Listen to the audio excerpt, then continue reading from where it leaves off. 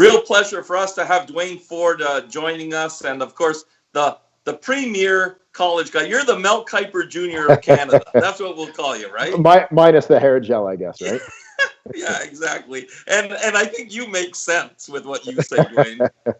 But I try not to be quite as angry as Mel. Exactly. He gets a little over the top. But CFL draft took place last week, so we got to pick your brain on that because you're the world's foremost authority, as we said. But let's go back to when you were in college at Western, 1989. You win a Vanier. You lead the team in rushing. You're the captain. It all went down pretty good for you back then. Yeah, I can't complain. I had a great run at Western. I was very fortunate, obviously, with the group of teammates that I had, and obviously the coaching we had. Larry Haler, a Hall of Fame coach. Greg Marshall, who has become a legendary head coach in his own right, was our offensive line coach at that time. And so just a great staff from top to bottom. But, one of the things I often joke about with that team is when you look at the Canadian Football League, and using the 2019 season as an example, there wasn't a single Canadian receiver that went over 1,000 yards in receiving in the CFL last year. Now, I stood in the same huddle at Western on that 89 team with David Sapungis and Tyrone Williams, who were both 1,000-yard receivers in the CFL. And so we had those great guys at receiver, but I was still somehow getting the ball, so I can't complain. Well, Coach Haler knew what he was doing. Let's just leave it at that, right?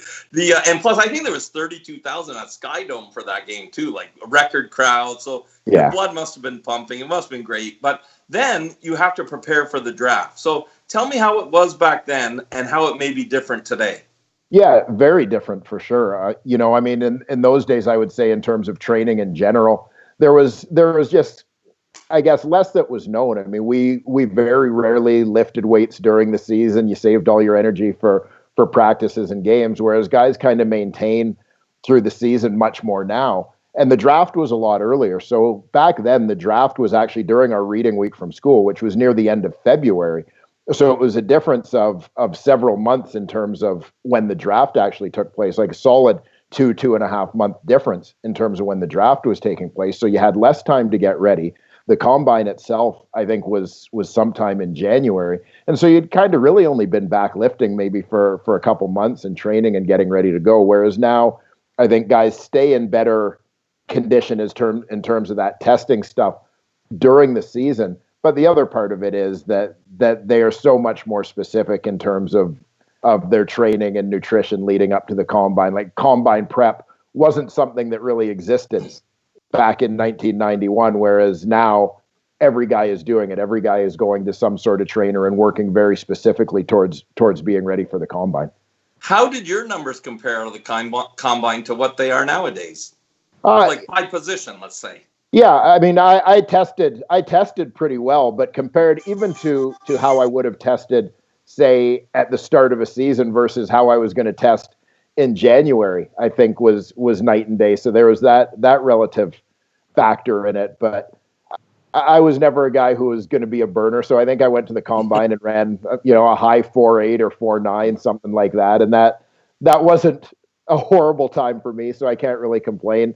It was more something like, say, the bench press testing where, I probably would have upped my repetitions on the bench by 50% if the testing was at a different time or if I was really training for that, as opposed to basically just kind of showing up in January to do this workout. Gotcha. Want to pick your brain on the draft. Duane, why did Calgary trade the number 1 pick? Yeah, I think when you look at Calgary, so many people had linked Jordan Williams, who projects to be a starting linebacker. So many people had linked him to Calgary because they have this image of Alex Singleton as a dynamic Canadian middle linebacker for the Stampeders. But the Stampeders, since Singleton's departure to the NFL, have kind of moved on. They had Corey Greenwood there last year, but they look like they're prepared to move on from that being a so-called Canadian starting spot. And they had really picked out a player in Isaac Adeyemi Berglund, the defensive end from southeastern Louisiana, as the guy that they really owned in on leading up to the draft and decided that was the guy they wanted. And they recognized that they could get him probably if they traded down but stayed somewhere in the first half of the first round, say within the first 4 picks, that they could still get the guy that they really wanted, that they felt was really a fit, but knew that because Jordan Williams was so unique, there would be enough demand for him that somebody else would probably want to move up to number one. So you could maximize your assets. What it basically did was allow them to get the guy they really wanted in the first round and also move up in the second round in order to get receiver Travell Pinto. Right. Okay. So that makes sense to me now. Now, so BC then moves in. They take Jordan Williams, who I understand is, to use a term that maybe Mel Kiper Jr. would use, an animal. Like, Yeah. I hear he's an animal.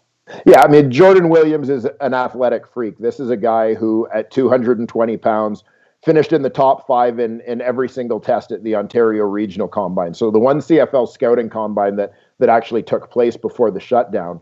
And so at 220 pounds as a linebacker, he goes in there and runs the fastest 40-yard dash time at 4.48 seconds, which, again, that would be fast for a receiver. And he plays at that speed. This is a guy who at East Carolina University was a very productive player, had a couple hundred tackles over the course of 3 years as a starter there. So a very impressive career, and a guy who projects to be a very good Canadian Football League linebacker. I understand Coach Campbell brought him into Ottawa last year and was going to get him as an American, and then they sent him back, but then they found out his mom was Canadian. Is that true? Yeah, basically he was in Ottawa by all accounts, and on the way to the stadium was having a conversation with the scouts or personnel guys or whoever was taking him there. And they're just kind of shooting the breeze on the way there. And he mentions in conversation, oh yeah, my mom is from Toronto. My mom was born in Toronto. And instantly, because of the rule change in 2014 that ties national status to citizenship, scouts and personnel guys have kind of been trained accordingly. That basically, as soon as you hear that a guy has Canadian heritage anywhere in his bloodline, but particularly a parent, they recognize that would qualify the player for Canadian citizenship. And as we know in the Canadian Football League, as a career move, that's going to prolong his career. That's going to make him more valuable. It's going to make him more money in his career. And so Marcel Desjardins, the Ottawa general manager, sat Jordan Williams down and kind of explained to him, we can sign you now as an American and you can play this year, or you can basically sit out the rest of this year and get your citizenship in time for the next draft and play as a Canadian, which in the long run is a better move. So it kept him off the field a little longer. He hasn't played since 2017 at East Carolina, but nonetheless, as I mentioned, he's obviously in shape by his testing numbers and ready to go, but he made the right decision, clearly. Yeah, and so did Coach Campbell, clearly, eh? Yes. He goes out to BC and jumps up to get him. That's right. It all worked out. Perfect. So let's stay with BC. They take a kid, was born out west, out there, but moved to Oakville. So we all know him. Great kid, Nathan Rourke. And once he has aspirations to go on and play at the highest level possible, and he tries to do it by going to the States to play high school. Throws 59 touchdown passes in Alabama, matches a state record, but doesn't really get a sniff. So he has to go junior college and then Ohio. So we know that story about it. But how do you see this playing out with Nathan? Yeah, in terms of his CFL potential, I think everybody looks at Nathan as a guy, when you throw the birth certificate out, throw out his Canadian status, and simply evaluate him as a quarterback. I think he has a very good shot at being the number 2 quarterback in BC behind Mike Riley, who obviously would be a terrific guy, behind whom a young quarterback can really learn. You look at his tools, you look at the system in which he played at Ohio, the intangibles that he brings to the table. He's a great fit for the Canadian Football League. I think if you compare his resume to other Canadian Football League quarterbacks, it's that similar resume. A lot of guys aren't the guys coming from Power 5 conference schools. He's a guy from Mid-American Conference, sort of mid-major type school. In this league, we've got a lot of quarterbacks who are from smaller schools like that in a football sense, even Division II schools, and so on. And when you look at the success he's had simply as a winner, but as a guy who is a threat to run the football, when you talk about getting out on the big field, his mobility is going to be very important. And a guy who, in terms of the training he's had over the years, going back to when he was a kid, has that training that often people look at the reps between Canadian quarterbacks and American quarterbacks at this stage of their careers and say that the American guys have a lot more football experience. Nathan, like Michael O'Connor in last year's draft class, is one of those guys for whom that's really not an issue. He's 6'2". Is that too small? Ask Doug Flutie. That's a good point, right? Okay, but does he have Doug Flutie's arm, or is that about the same? Does he have the arm for it? I believe that Nathan Rourke does have the arm strength to play in the Canadian Football League. I think a lot of times people get caught up in whether a guy has a cannon. If you think back to someone like Michael Bishop and having an exceptionally strong arm, I think the question you have to ask is, does he have the strongest arm, or is his arm strong enough? And I don't think Nathan is a guy who you would say has the strongest arm necessarily of a guy coming into the Canadian Football League, but I certainly think his arm is strong enough for him to play at this level. Okay. And I think he's got good feet, a good head, and he's a winner, like you said. Yeah, absolutely. Let's switch to the Bombers, the defending champs, and we got the brother combo going on there, the bunk bed boys, we can call them. So, their first pick wasn't until 18th overall, but they took a kid who played at McMaster. So we like the nearby connection there. Noah Hallett from London. So he's going to have a chance to play with his brother. But the younger one is kind of a little more highly touted, right? Yeah, that's the case. Nick last year was a late round pick. He was a guy who came through the regional combines and tested very well, highly athletic. And Noah falls into the same category. One of the most athletic players, certainly one of the most athletic defensive backs in this draft. But Nick Hallett last year ends up making the Bombers roster as a late round pick, becomes one of their top special teams guys, among the better special teams players in the Canadian Football League as a rookie. So he proves to be a steal, which I think certainly didn't hurt Noah in terms of the Blue Bombers evaluation, recognizing that he's a guy who's going to bring certain characteristics to the game.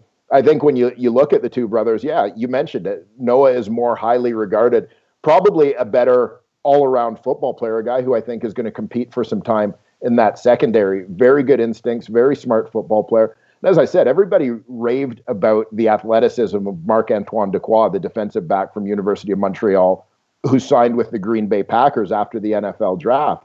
When you look at the testing numbers from last year's East-West Bowl involving a lot of the top prospects in this draft, Noah was right there with him in terms of the testing numbers. And, not quite as big, not quite as much length brought to the table in terms of his frame, but in terms of athletic ability, he matches up very well. And I think, honestly, as a football player, in terms of his instincts and understanding of the game, I think he's actually ahead of Dequoy. What I think is cool about those two also, they're 3 years apart in age, but the brothers never played on the same team together. They played against each other once, one at U of T, one at Mac, but they're never on the field at the same time because they play on the same side of the ball. So it'll be interesting. Do you think they're going to end up competing against one another for a roster spot? Well, I think there is that potential when you look at a limited number of spots for Canadian defensive backs. And the Bombers took a couple of them in the draft. And much like last year, Nick last year wasn't the only rookie defensive back on that team. Rookie Canadian, Kerfala Exume, another great special teams player, great late round pick for Winnipeg a year ago, is another guy in the mix. And so it's going to be interesting, but I'm sure that they'll be very supportive of one another nonetheless. Going to switch to the Ticats. They're my team. Want to talk about them. They picked 5th overall. The trade that sent Johnny Manziel to Montreal, and the 4 that ended up to be their 5th pick. They take the 4 picks ahead of them, are all from the USA, and they stayed local and took a Canadian university product, Coulter Woodmansey. So you got to have great Canadians. So how do you think the Ticats did with this selection? Yeah, I think they did very well. I like Woodmansey as a player. Most people would contend that the offensive line class in this draft, that the views, the evaluations of the players, honestly was all over the map. So you'll have some teams that say that he was a guy that they may not have had until maybe the 3rd or 4th round even in this draft, whereas the Ticats took him in the 1st round. I had him in my view kind of as my 3rd offensive lineman. Carter O'Donnell from University of Alberta, who is signed with the Indianapolis Colts, I think was number 1 probably on everybody's evaluation, if not on their board, obviously, because of his NFL status. Tomas Jack Kurtula from University of Buffalo was probably the next guy and seen as a guy ready to step in right away. And then I think you'd see teams with probably 4 or 5 different guys as their number 3 guy. I personally had Woodmansey as my number 3 guy. I was a little surprised to see him go as early in the draft as he did, but part of that is the nature of the position as well, that you're always going to see offensive linemen go in the 1st round of the draft. So if he's your next guy off the board, even if people who grade by rounds, if you give him a 2nd or 3rd round grade, if he's your next guy, you're usually going to see that happen in the first round. And so as I said, I like him. Big, strong kid. He looks already like a Canadian Football League player, physical, little bit of a mean streak that you like in your offensive lineman. So I like his future.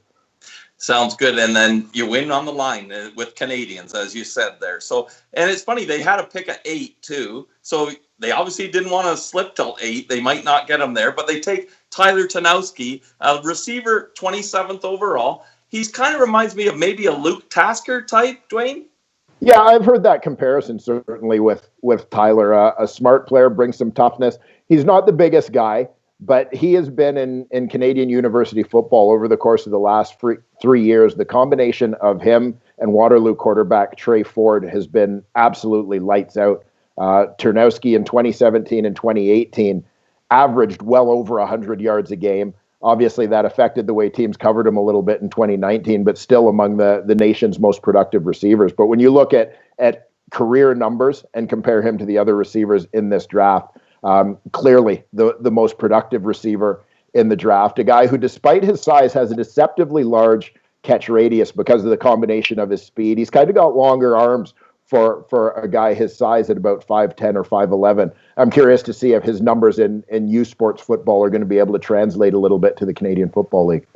Dwayne, we could talk all night, and I know you'd love to talk all night, as you would I, but we got to go. So leave us with this. Which stadium has the best food in the CFL?